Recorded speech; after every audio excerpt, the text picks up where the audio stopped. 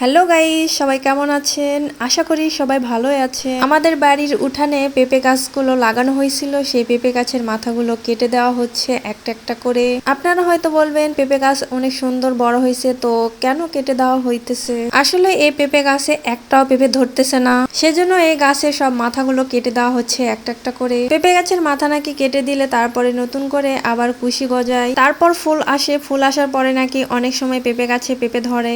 আর সেজন্যই আমার হাজবেন্ড একটা একটা করে সব পেঁপে গাছের মাথা কেটে দিতেছিল।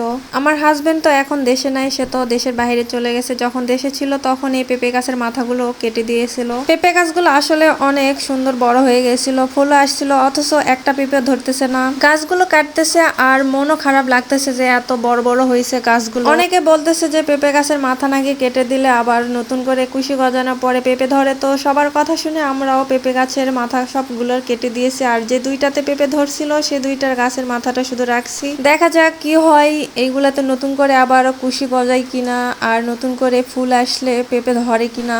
আর এইদিকে দুইটা পেঁপে গাছে পেঁপে ধরছে কয়েকটা অল্প অল্প করে, আর ওই কর্নারে একটা গাছে খুব ভালো পেঁপে ধরছে আলহামদুলিল্লাহ। নেক্সট ভিডিওতে আপনাদেরকে দেখাবো যে এই পেঁপে গাছের মাথাগুলো কেটে দেওয়ার পরে নতুন করে কি কুশি গজাইছে কিনা। আর আমার এই ভিডিওটা যদি আপনাদের ভালো লাগে থাকে তাহলে প্লিজ লাইক কমেন্ট করতে ভুলবেন না। আসসালামু আলাইকুম।